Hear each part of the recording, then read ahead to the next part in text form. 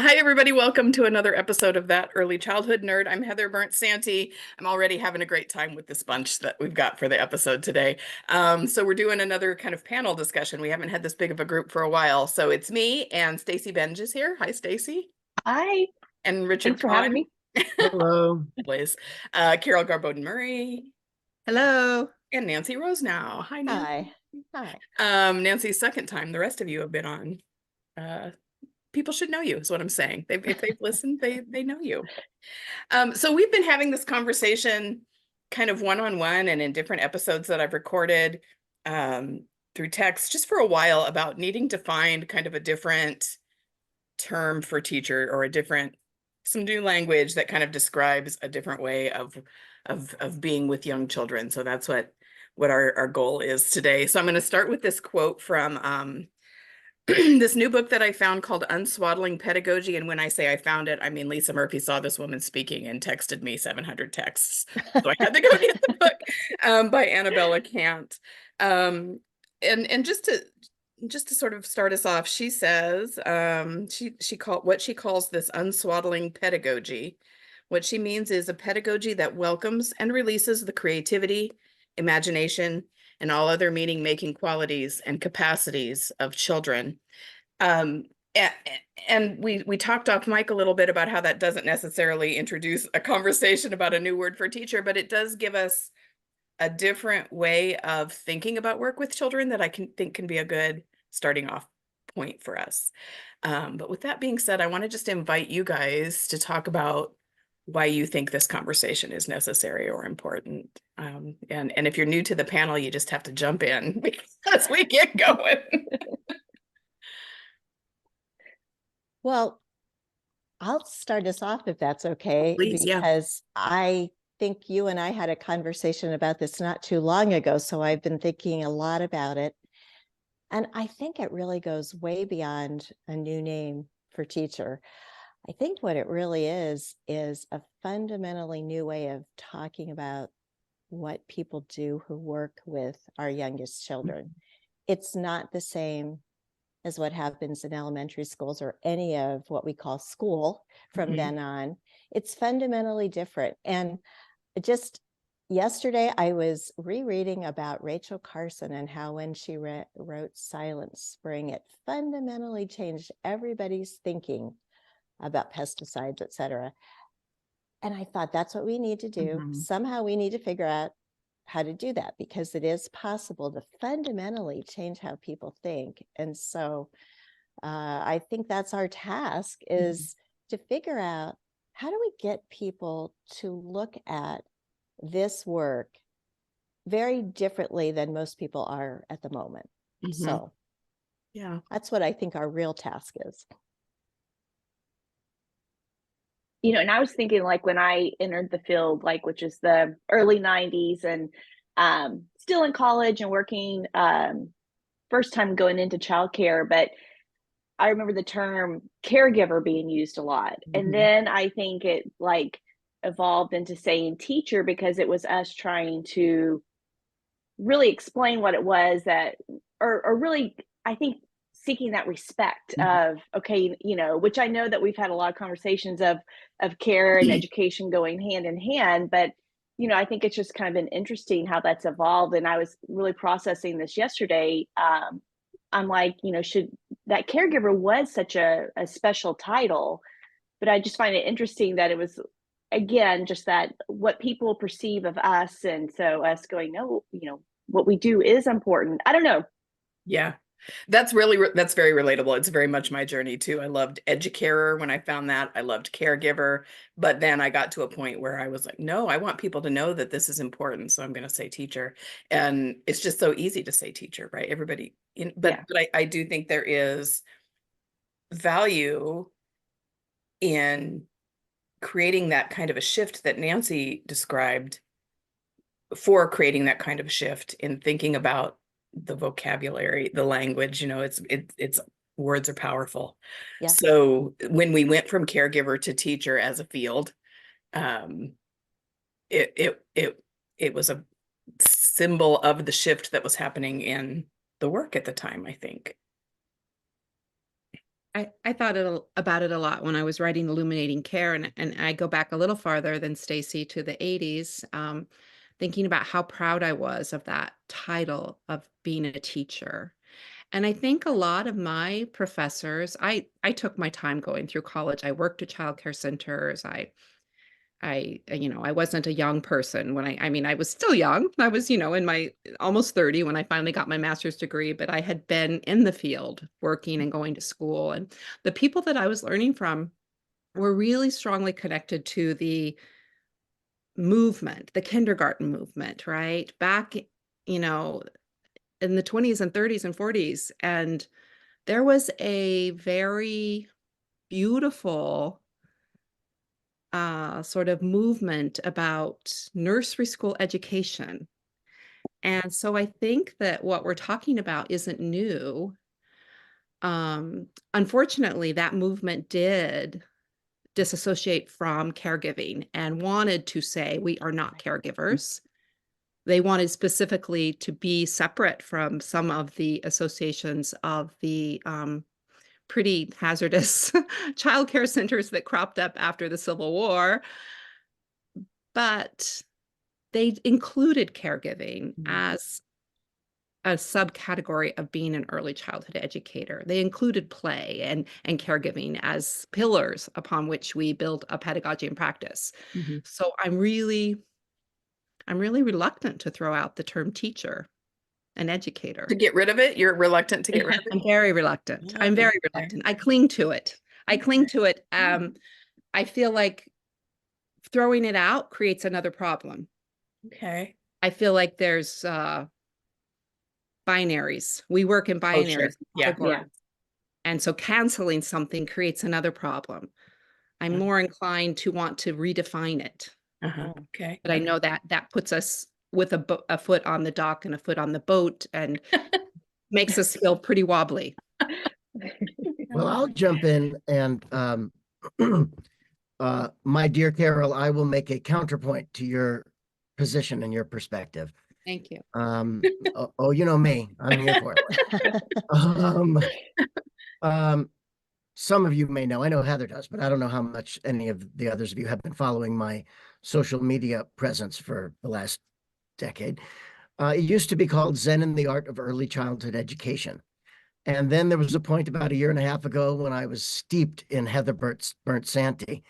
And I'm so sorry. Oh my God, I was just, yeah, I was in a whatever. Okay. Yeah.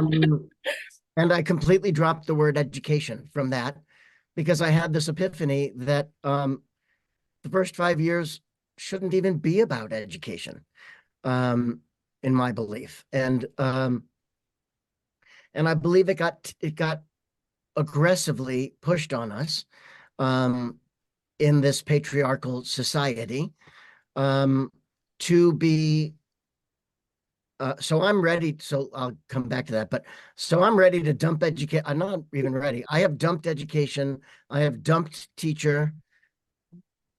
I hear and understand, Carol, everything that you're saying. I don't think me, Richard Cohen, sitting here in front of my laptop, dumping the word teacher is changing the field.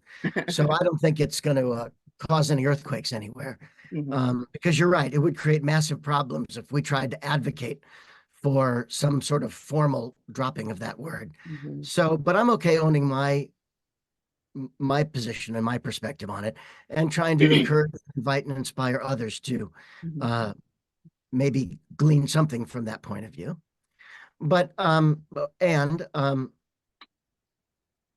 so many thoughts. I'm trying to get them all in one punch here. I really appreciated that we started with the quote from Unswaddling Pedagogy. Because it was a great reminder to me that we have become this field. Well, we always were. I think as Stacy said, even when I was coming up in the early 80s, that term teacher was something to be so proud of. And I was so excited to start my road as being a teacher. That was such a big deal. But now it's been from my perspective, it's been aggressively foisted on us. And now we are the preface. It feels like we're the preface to the K-12 journey. in which they teach to the next developmental milestone rather than the one children are in. Mm-hmm. And I love the unswaddle that we started with a quote from Unswaddling Pedagogy, because it really reminds me that we're not the preface to the K-12 experience. We are, in some ways, the climax to the infant experience and the very early and early childhood experience. We're the crowning pinnacle of that before they move into the next experience. And I'd rather place my thoughts there than on, for me, a word like teacher that puts me at the beginning of a long journey for children that's going to really mess them all up in a big, big way. Yeah. So when I remember, because we recorded an episode too about getting rid of education in the early childhood education piece. And I want to get back to and let Carol talk more about this, because maybe she'll change my mind, but she always does. But I've kind of had the same thing, and I'm coming at this conversation kind of with my higher ed hat on, my teacher prep hat. Like I feel like I need a different word when I'm working with those adults to challenge them to think differently about the work. Practitioner doesn't really roll off the tongue really well. But what to go back to that idea of taking the education out of just the phrase, it reminds me of a conversation I used to have with Dan Hodgins all the time, where he would say, but why does it always have to be about learning? And I would say, because they are always learning, right? So when we're saying we don't want, Richard, when you and I are saying we don't use the word education at the end of that as much anymore or at all, it's not because we don't feel like children are capable of learning. It's because education to me is something I do to them. Learning is something that is happening, Yes. and that's where that's why I grabbed so hard to Stacy's idea in her book about being a developmentalist, right? Because that felt more like home to me than teacher did.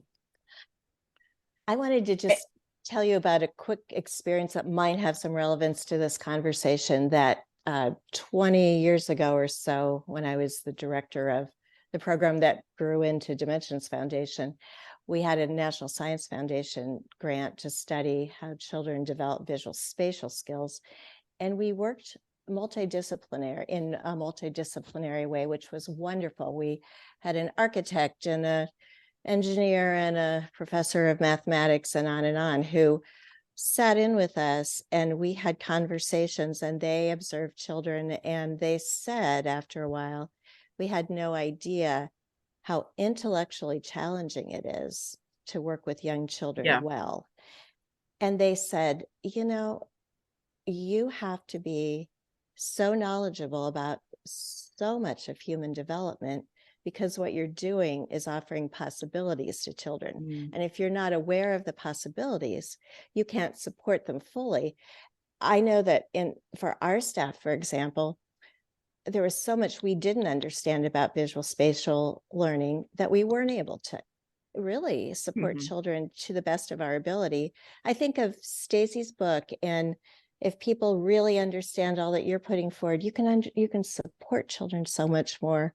If you understand Carol's book, et cetera, you can support children so much more. But the architect actually is the one who said, I think you should call yourself like human development specialist or child development specialist, because you have to specialize in all aspects of human development if you're really going to do it well. So I've always thought about that. And when I stepped out of the classroom and started doing more speaking and consulting, I really started to latch on to child development specialist. And then, the term developmentalist really, I always felt like society always told me I was not a real teacher, and I think that I always kind of like struggled with that. And, and that developmentalist term, it really is looking at it differently. It's like, I understand, my degrees are in child development, not really even education.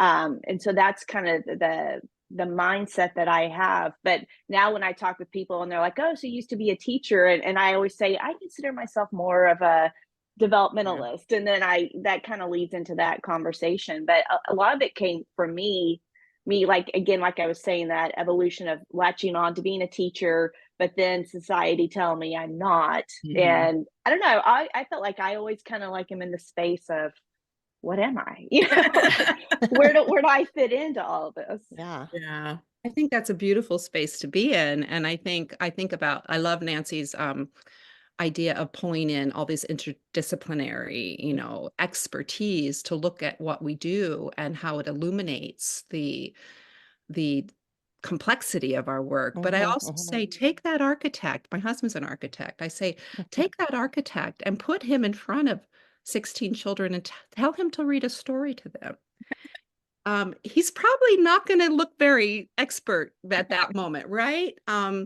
So this is where I cling. Like, yes, developmentalist, constructivist, facilitator, practitioner.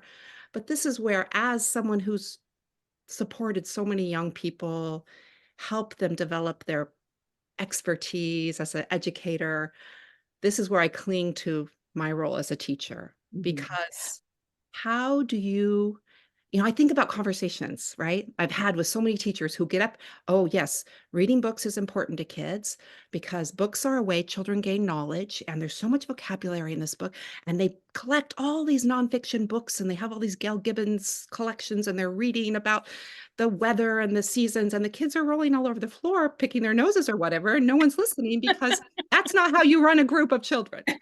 Then we talk about what the power of stories, the power of literature, what is the purpose of getting together? How do we share a story with children? How do we teach them to listen and pause? And then they try it again and they stop on every page, and the conversation goes in a million directions, and it's a beautiful experience, but it's not a shared story experience. Yeah. And so then we come back again and we talk about learning to respond to children's ideas and learning to hold this value that children are going to hear the whole story, that they're going to gain a sense of belonging and joy of sharing a story, that they're going to understand the beginning, middle, and end. They're experiencing sequence and climax and excitement, and story is powerful. So this took a long process for me and this educator to come to this skill of bringing children together. I mean, a developmentalist is an incredibly rich foundation, but it doesn't help you become a teacher. It helps you become a teacher, but it doesn't make you a teacher. Facilitating does not make you a teacher. Play facilitation involves knowing when to step away and observe, and having a knowledge of what it means when children are raking all the blocks off the shelf and lining them up. And so all this, it's so dynamic that I don't feel like I can take off my nursery school educator, teacher label. I feel like I want to keep expanding it. I want to keep talking about this rich, wonderful, and I want to emancipate ourselves, just like Richard does. I want to say, forget about kindergarten, first grade, second grade, forget about calling it preschool, forget about calling it pre-literacy. I was thinking about that too. Like, if we keep saying pre-literacy, then we're saying what they're doing isn't literate. Exactly. A 2-year-old who's speaking and singing is a literate human from the beginning. It's not pre, so we have to like keep grappling with this. That's one of the things that I also had highlighted and marked for today from this Unswaddling Pedagogy book, because she's talking about the not yet view, which is like the opposite of what she's talking about. She said the child will always be quote unquote future adult, future social being, future person, future capable person. Once we add the prefix pre to any concept, the present loses value. That is beautiful. Which I think that's what. That's beautiful. That's how I started out explaining to parents what I was doing. Like, oh, look at the block building. They're like architects. Look at the science. Look at the water table. They're like scientists. Like, no, they're children. They're children. Are like children. Why do we have to talk about what they will be to value it? Right? They are beautiful, thinking, intelligent children. And so, like, yes, our language has to shift. And this is why, I mean, to me, it's just so powerful. I love people having contradictory experiences and ideas, because this is so rich, right? This discussion is so important. Yeah. I think what Richard said maybe holds a key, that we have so many negative associations anymore with education and teaching. And maybe that's the issue, Yeah. is that if all of education and all of teaching remained appropriate and positive and supportive, we wouldn't have the problem with using the word teacher. But I think lately the word teacher is associated with some things we don't want to be associated. So maybe Carol is right. It's redefining it, owning it. I have to say, going back to my story of working with the architect, we learned from each other. She was not coming in to have children become little architects. We were looking at what are the fundamental skills that are there for children to develop that they can use later in however they are going to use visual spatial skills. But she also spent a lot of time watching what we knew, our pedagogy of how to truly work with children, and really acknowledge that, as Carol said, yeah, it is more than just understanding development. It's knowing the appropriate ways to be with young children. But she became very instrumental in helping us think outside the box. She took children on walks, and because she loved architecture, she talked with them about, oh, see that cat slide up there? And pretty soon, back in the block area, we were seeing cat slides on their building, and they would talk about some of the things they learned from her. I really am wondering if we'd all be better off if the early childhood years were seen as something that all adults should care about, and people with different areas of expertise could come in and get to know how children think and offer us some of their expertise. I really wonder if that wouldn't help people understand what we're doing in a way that's hard to talk about if you're not seeing the richness that happens in the early years. And so, Yeah. as I'm listening to you talk about that, that's such a good encapsulation for the shift, I think, because that she was walking alongside the children and they Right. were just kind of sharing that walk together and talking about authentic Yes. things that then Yes. led to a Yes. child exploring blocks in a different way. If, at one point in my career, I would have been thinking about all the things that my NACE accreditation criteria said about having architect stuff and blueprints and using content language in the block area. And that would have been guiding what I said and pointed out and how we approached that walk. And it would not have been as authentic. And that's the struggle for me is sometimes teacher means Content. person who walks alongside, and sometimes it's the yeah. person who has the pressures of the content or the regulation or the or is just still in that survival stage, and that top-down teaching model is easier to slip into because I haven't had the training or the experience or the mentoring that I need to be the teacher who walks alongside the children. Yes. I think this idea about content is really powerful because there's a couple things I've been thinking of. It's like if you love history and you become a history teacher and you're teaching high school, that can serve you so well because your enthusiasm is contagious, but there's still a big piece missing is the pedagogy. Do you understand children? Because how many history teachers have you known that said, oh my God, these kids don't care. They don't want to learn anything. I'm sick of these kids. So do you love humanity? Do you love children? Do you love learning? Do you love pedagogy? Or do you just love your subject? And that's where I feel like in our field, we must love children. We must love development because the content is becoming a human. The content is care and play and conversation.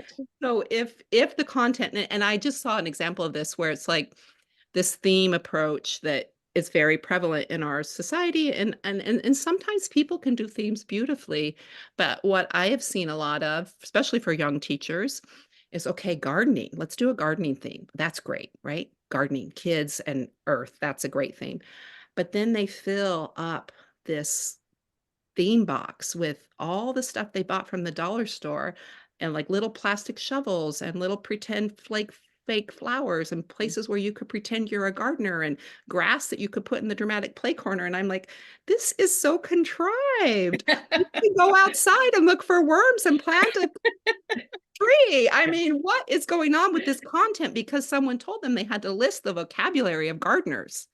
And then they had to show how it's repetitive in the block corner and in the dramatic play corner and in the books, and this like curation of content and this delivery of content to children, which will not be meaningful to them next week after the garden unit is over. That's where I feel like, man, I don't like the term teacher, if that's what Right.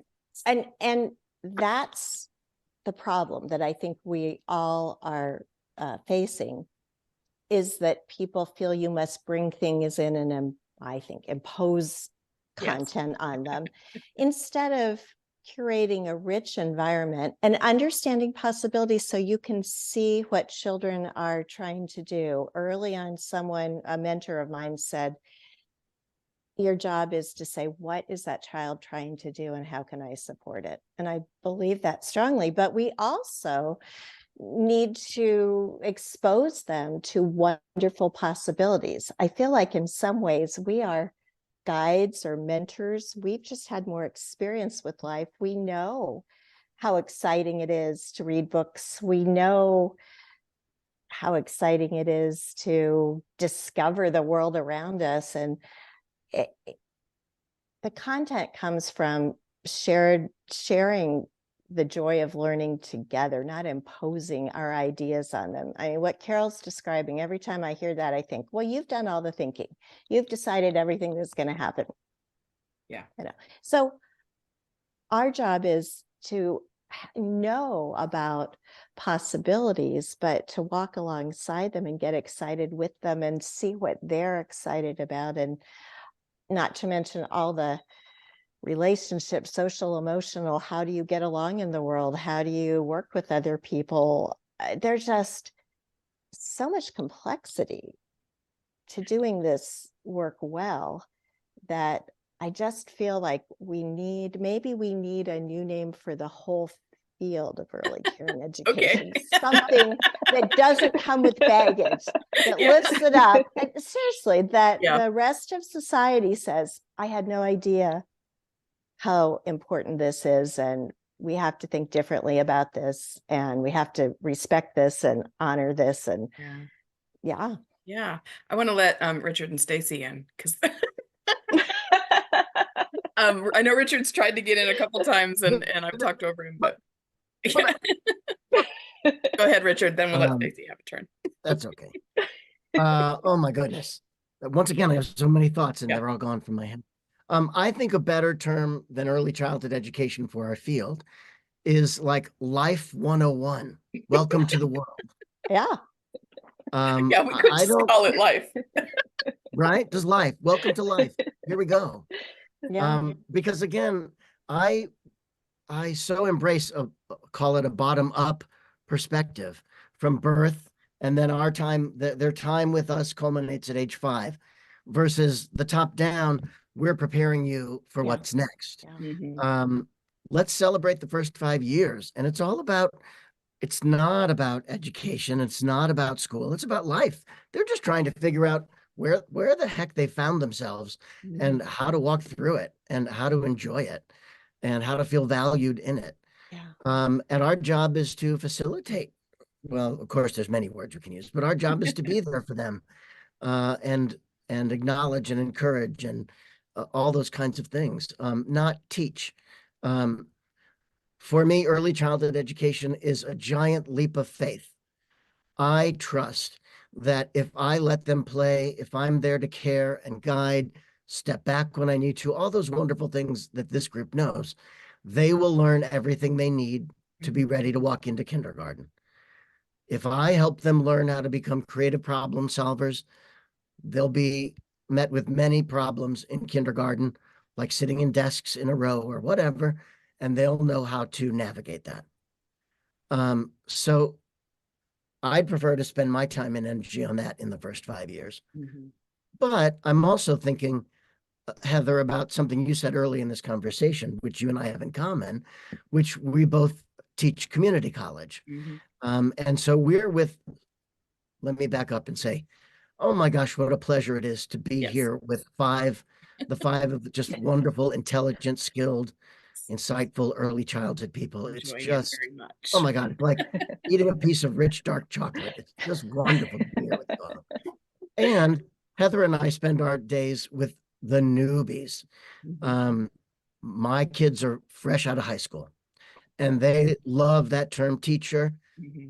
They haven't quite grasped that they're only going to make $13 an hour, but they like the word teacher. I can't break them of that, or can I? I don't know. But I'll tell you what one example of where the problem comes in, and I imagine Heather will know this too.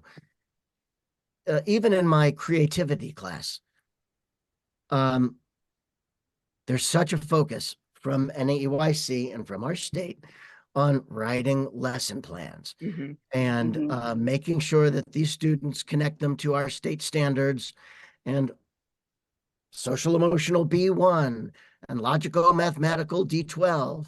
And they have to put all that in their lesson plans, and then they have to go do that. And even in my creativity class, I can't get my students to just break out of that and say, let's see what happens when they play with Play-Doh. Let's just play in the mud and see what they do. They can't do that. They believe they have to be quote unquote teachers. And I don't know if it's my job to try to break them of that at this early stage, or to just let that be.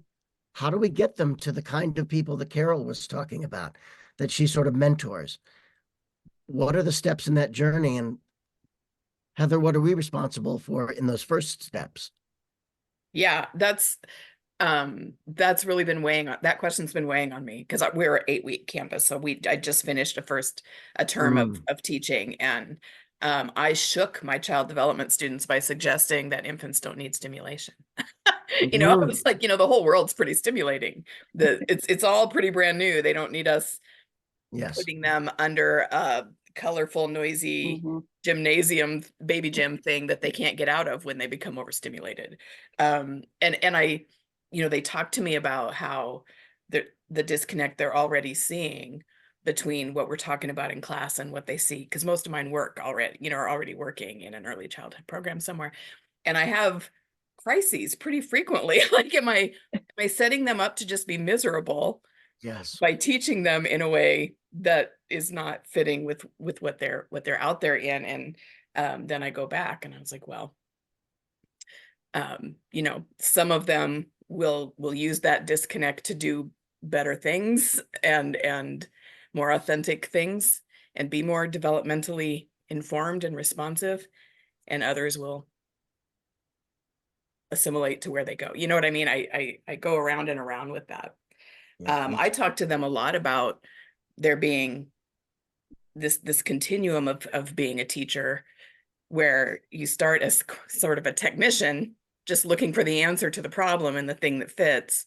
And then you move up to more of an artist kind of situation, where you're taking all of the different pieces and figuring out how they fit and how you can be creative to get around those kinds of disconnects and problems. And I don't know if that answers your question, Richard, but that is something that could be a whole other hour for me, right? How are we preparing people to go out and do the work, right, when they already come in with this image of teaching?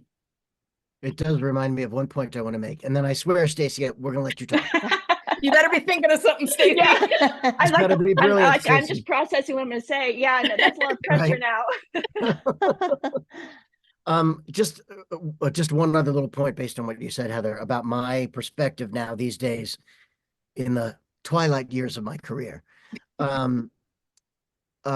I see early childhood education as more of an art than a science.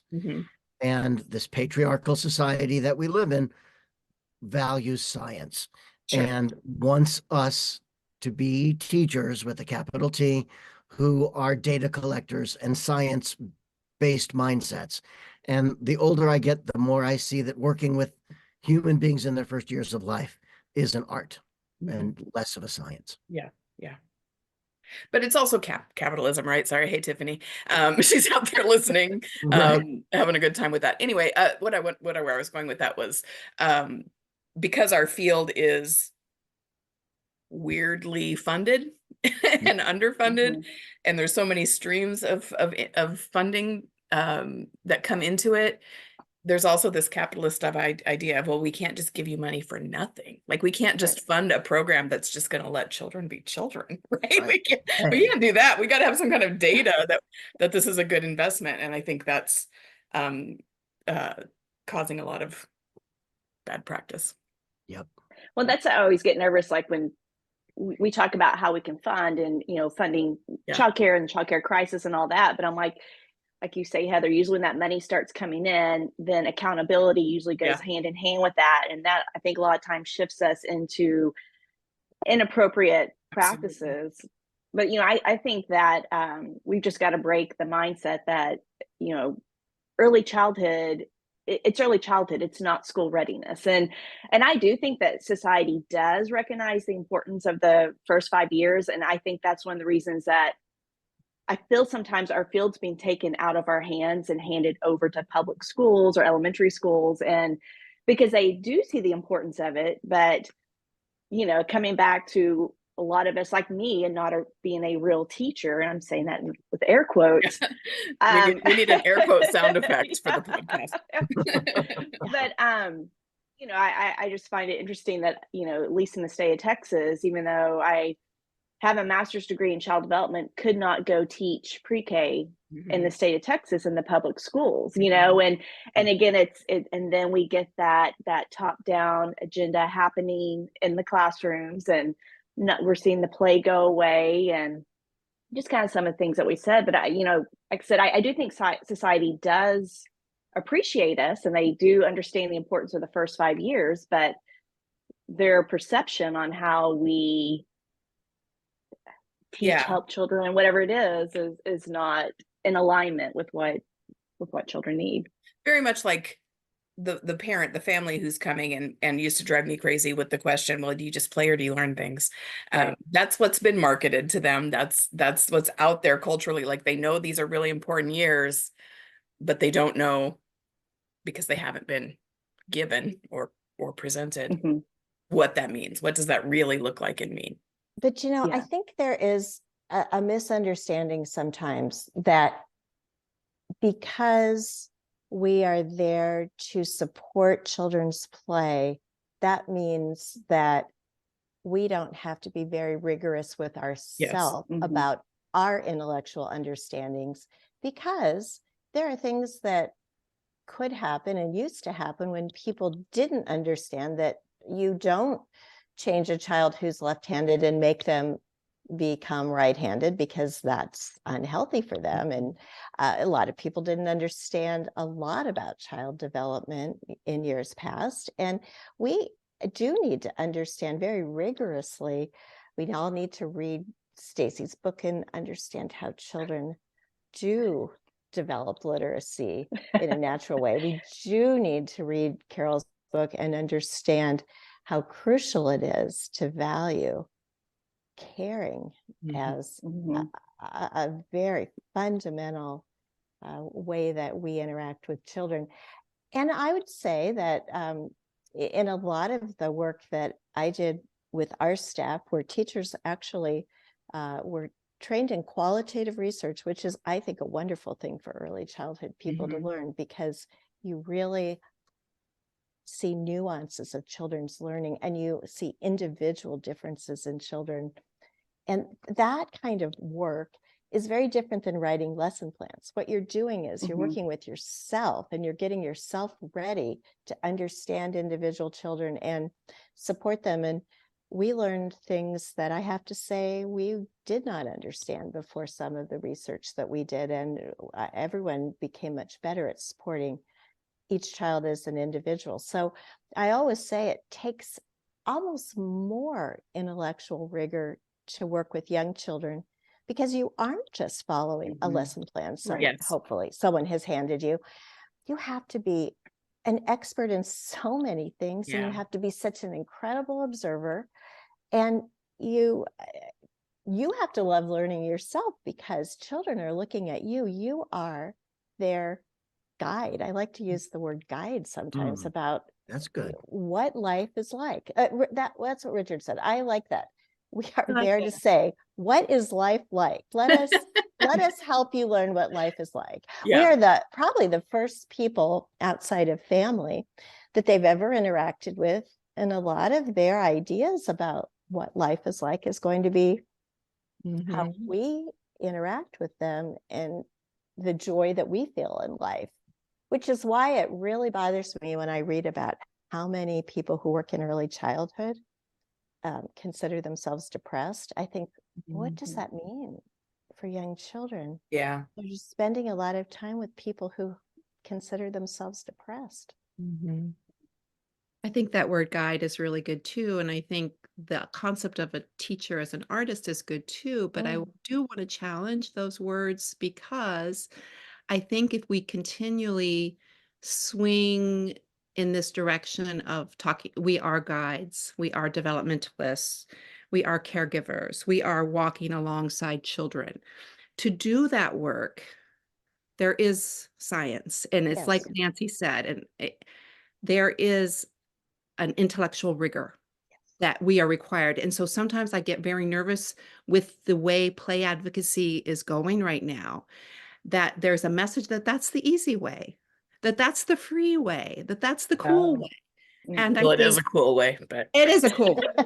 But yeah, join the cool club, yeah. be a play Yeah. advocate. Yeah. But Definitely. come on, this is like Nancy said, this is harder. This is harder. It requires more structure. And It I'm does. often telling my new people, like, if you want to be hands off, you need to be brains on. That's You so good. have to Yeah. be Yeah. knowing why you can step away from that group of children Mhm. and knowing what you're looking at from the outside. Because hands off does not mean you're not teaching. It's like, Right. it's that juxtaposition. Mhm. And just thinking of like being a young teacher and relying upon Dan Gartrell and Lillian Katz and Betsy Evans, because I did not know how to help children resolve conflict, right? And it became a science for me. I had to look at those steps. Okay, number one, step in and stop the hurtful behavior. Number two, validate emotions. Number three, and okay, oops, I forgot to validate emotions, or I forgot to stop the harmful behavior. Now they're wrestling while I'm Yeah. talking. And Yeah. so it's like you make mistakes and you need sometimes science. Yeah. You need someone who has gone before you and said, these are the reasons Mm. these steps work well. The child cannot problem solve until they know they're safe. You must stop the hurtful behavior. And you must not speak too much because they're still in survival mode in their brain. Those are developmental truths I had to understand about children. And those were easy for me to understand because I had a child development degree too. But Yeah. I didn't have the skill. I did Yeah. not have the skill. So it doesn't come naturally. So this is what something I think a lot about with care is, oh, it's natural, it's human nature, it's loving, it's inclusive, and all these beautiful words. It is all those things, but it is also not those things at times when we have to grapple, struggle, reflect, learn, practice a new skill to be good at this art, Mhm. to be improvisational, like Richard would say, to be artist. We have to have skills that we've practiced, that we've failed at, that we've analyzed.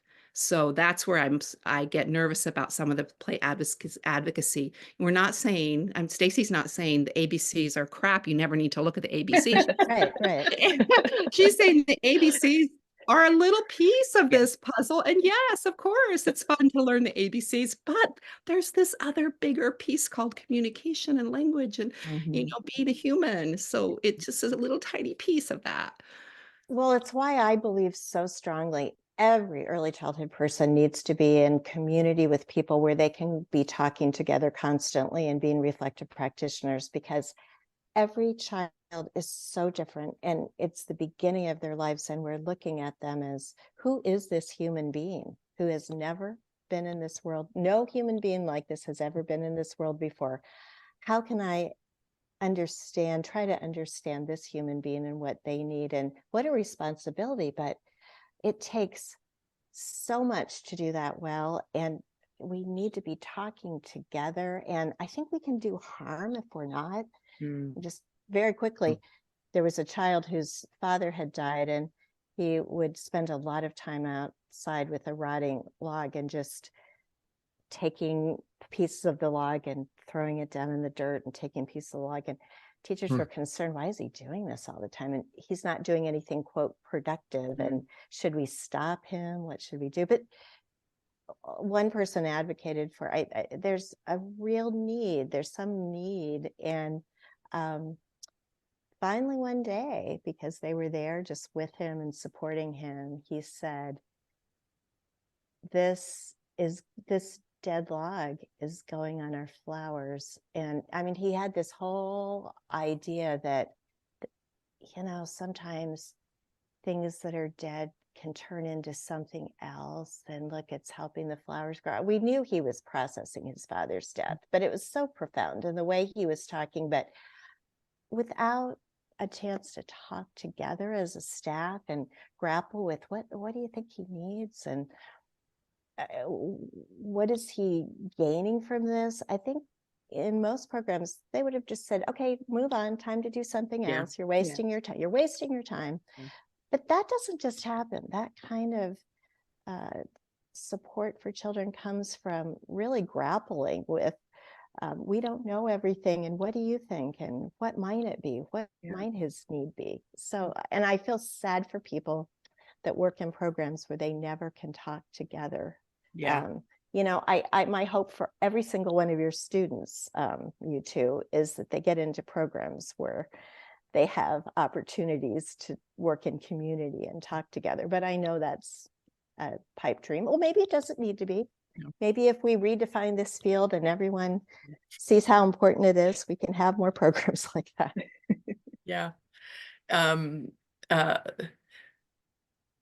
That is one of the hardest things I think to do with my former center director hat on, finding times for those conversations, or because in the moment they tend to be more venting kinds of things, but finding that time for community is really, really difficult. But I feel like that's one of the things that we did well when I was a director, is trying to find spaces and time for that, for those kinds of conversations to happen.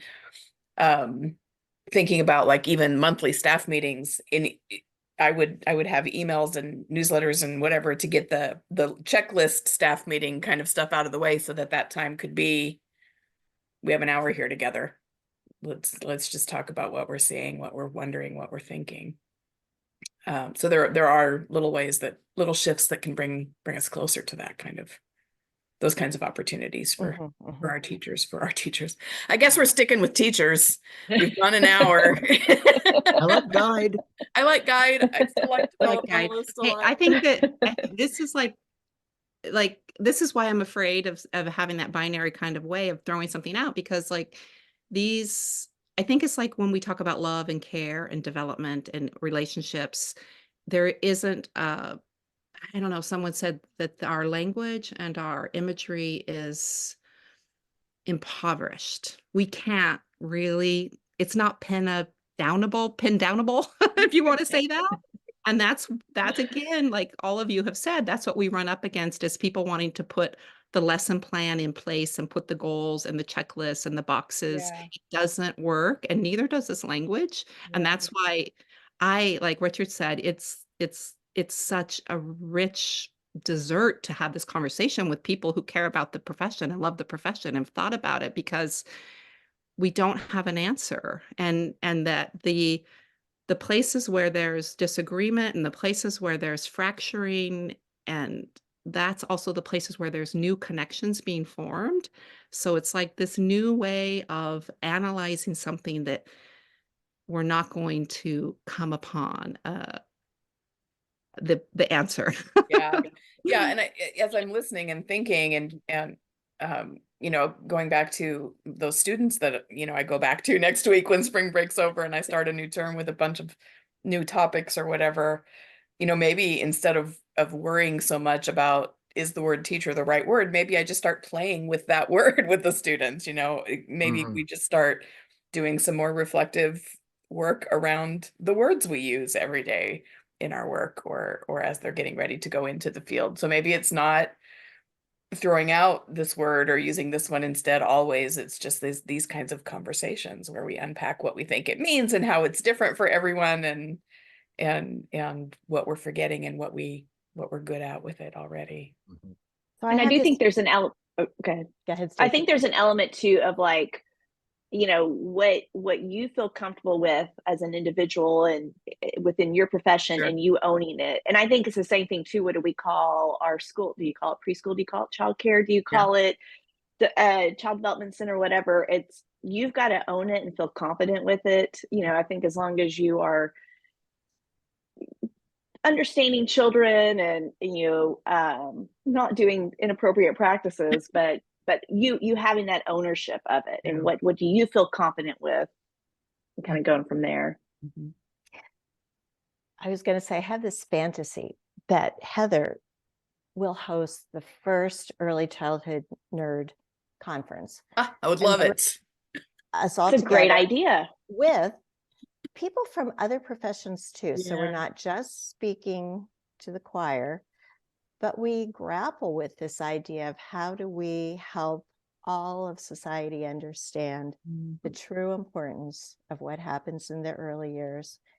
I really feel like there's a need for that. Maybe because I'm older than all of you, and I'm, you know, have put so much time and effort into this, and I don't want to see the field devolve. I want to see it elevate. And I really think there's a need for something like that, Heather. So I'm throwing that out there. I would help you. I would do anything I could to get that done. I would love to, but I don't know how to do it. Yeah. We could host it we could host it at Arbor Day Farm in Lee Lodge in Nebraska City. It's a great place to have an inn there. We could get that for very inexpensively. Okay, So I'm throwing that out because now it's public. Put that out into the universe. All right. I heard Carol say she'd help, and I bet I'll help. Richard will. volunteer. Stacy will. Okay, Yeah, let me know. Yeah. Initial Richard and I are plan. trying to figure out how to actually meet in real life. Maybe that's what it's going to take. Okay. No, but I'm very serious. I think something like that could be very beneficial for changing the perception of what happens in the early years. And I think change is the word, and transformation is the word. And it's what we felt our whole lives, Nancy, is like working towards this change that has been very slow. And then suddenly when we have all this new policy popping up in our face, so like it's the exact opposite way we want to go, because we're confronting, like Richard would say, we're confronting patriarchy, we're confronting capitalism. Yes. Stacy would say we're confronting, you know, schoolification and academics. And so we're confronting like these really deeply entrenched ideas. So there is a crumbling that's happening. And unfortunately, we're like in the middle of this, hopefully this big transformation. We don't see the light yet, but we do have such a rich history of thinkers who have gone before us, who've been saying this their whole lives, right? People who have just died, like Vivian Gusson-Paley. You know, I just met with Rain, who's in his 80s now, and he's a developmentalist, and he's, you know, he's feeling it. People are feeling it like we are, that it's a slow, long process. Well, I think sometimes when we're in a phase where there's so much fighting and negativity, then instead of fighting some of the changes, we just need to lift the positive voices up higher and louder. And that's why I think something like a national conference where we can really speak loudly about what we know and what all the wonderful things you just said, Carol, and just make our voices heard. And we don't have to do it in a way where we're fighting against things. We can do it in a way where we're bringing forward what we know and we do have a foundation, as you said. We've got to not lose that foundation. Yeah. I've had an idea rattling around in my head for about a year now of doing a series of episodes that are about those foundational people, like going back to folks who've been saying these things were saying these things 30, 40 years ago. Well, you did that series once, a couple of years ago. We did. Yeah, I don't think it was as intentionally focused. Yeah, we did like an influencer series, right? Yeah, during COVID. And I think they would want us to say, and where have we taken it since then? Because the people who were mentors to me said, but we can't say that we've learned everything and just rest on these foundations. You take what we've started, and where are you going to take it? And I think, and that's what I think you say to your students too. And where are you going to take the profession next? Yeah. I want to just keep talking, but I don't think anyone's going to listen much longer. I just want to throw out all those words like companion, co-constructor, artist, researcher, developmentalist. Like, what are all the words you use to describe your work? Lover of learning. Yes. Yes. Yeah. Yeah. Well, I like the idea of, rather than being a teacher, being a learner. Yeah, Yes. for sure. That's a nice switch. Mhm. All right. Well, we didn't quite solve it, but we progressed. We But moved, we're going to have we a at least moved conference. me ahead from where I was stuck. But Heather's going to host a conference, so see, we We'll solve it figured there. that out. All right, Nancy, get to work. You're planning it. No, I Yeah. heard everyone say we're Collectively. doing this Yeah, collectively. I can't True. start right now. I'm very busy in April. But we can, yeah, I definitely, that sounds really exciting and cool. Okay, we really do have to wrap this up. Thank you all for being here. This was really great. I would love to have more conversations. So watch your emails. Thank you for doing this, Heather. Thank you. Yeah. And all of you. What Yeah, a great, so- wonderful group. Yeah, thank you all for yes. being here. Thanks everybody for listening to another episode of That Early Childhood Nerd.